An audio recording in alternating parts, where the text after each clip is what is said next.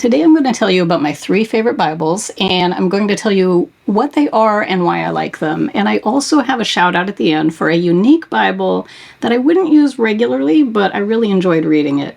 So I like these Bibles for different reasons. So this isn't a ranked list, but I do like them better than others I've referenced in the past.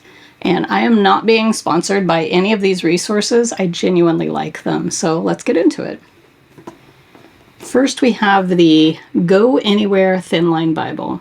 Now, this is my most used Bible, and what I like about it is it's a full Bible with an easy-to-read font, but it's also very thin, and it has some of the features of a nicer Bible: thin pages, a ribbon bookmark, and an imitation leather cover.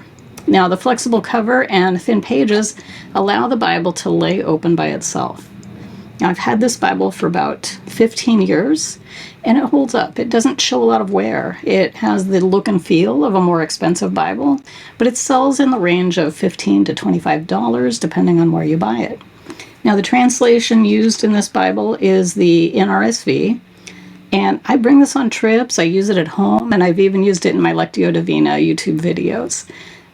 It has a pretty good index in the back, and several maps, but to be honest, I don't use those. I really just use it for reading. I have other resources for more in-depth study, which brings me to my next Bible on my list of favorites, the HarperCollins Study Bible. Now, I got this Bible when I was in seminary because it was required for one of my classes, and I don't think I would have bought it on my own because I use a lot of online resources, but I'm glad I have it now. The additional information it provides is helpful, and it's right there, right next to the text that I'm reading. For example, this is the extra text right before the Gospel of Matthew, talking about authorship and date, structure, and composition. Each book starts with a section that talks about what to expect in that book.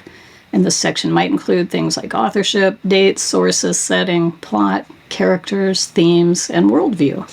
There are plenty of notes that correlate to the text right beneath the text. So like half of this page are notes relating to the text on the upper half of the page.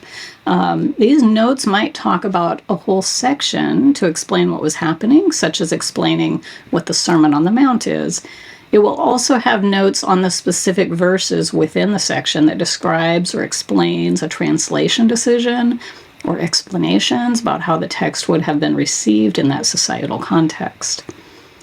This study Bible is full of valuable information, the kind of information that a commentary would describe. And I have many commentaries, and they go into more detail, but if you're not a minister or you just want a Bible that gives you some background information to boost your understanding of the context, this HarperCollins Study Bible is a great resource. The price is a real surprise. This one is also priced at $20 to $25, depending on where you buy it. And with the amount of research included, this is a good deal. The translation used in this Bible is the NRSV. The cover is a thick coated paper. They do have a hardcover version that costs around double the cost if you want a more durable cover. Either way, I think this study Bible is worth the price for the in-depth information you get throughout. All right, my next Bible that I want to recommend to you is the Literary Study Bible. Now, I was gifted this Bible when I graduated from seminary, and I love the unique type of textual notes it provides. Similar to the HarperCollins Study Bible, the Literary Study Bible has detailed notes at the beginning of a book, chapter, and before topical sections. Now, these notes both summarize the section and they describe the literary style of the upcoming text and how that style was used in its original context.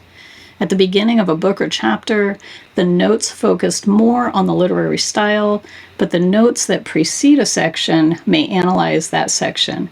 So a good example of this might be the book of Nehemiah.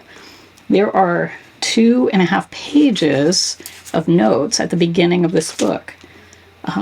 At one point, the notes identify this genre as historical, narrative, and documentary with feelings of memoir. Now, a section of Nehemiah might identify that a person in the upcoming section is engaging in rhetorical argument or prayer, or that they're inventorying their intentions. Now, one important note on this: the identifying of the literary style shouldn't be confused with a statement that the Bible is simply literature. It's more of an analysis, the kind of analysis you'd find in a commentary, that helps you understand the intent of the author and helps you read the text the way the original audience would have read it. This and the HarperCollins Study Bible used together make a very good foundation for Bible study. Now, the translation used in this Bible is the ESV, and the price ranges from $36 for the imitation leather, which is the one I have, to $46 for the hardcover. I've had the imitation leather version for 10 years now, and to be honest, bits of the imitation leather are starting to flake off at the binding. And so it might be worth the extra $10 for the hardcover if that would bother you. So those are the 3 Bibles I use the most, but I have one more shout out.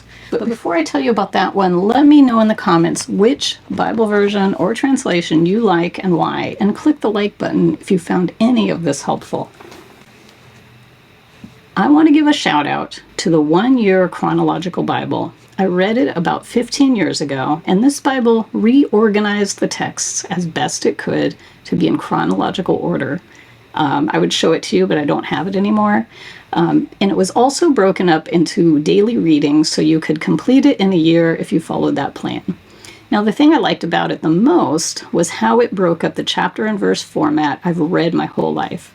Reading all these familiar texts in a manuscript format and reordered into a timeline gave the scriptures a new context for me. This was the most impactful, with the Psalms and the writings of the minor prophets interspersed with the historical narratives of Kings and Chronicles. I would recommend reading the Bible this way at least once for the perspective of how these texts connect to each other. The version I read was the 1 Year Chronological Bible, which used the NIV translation.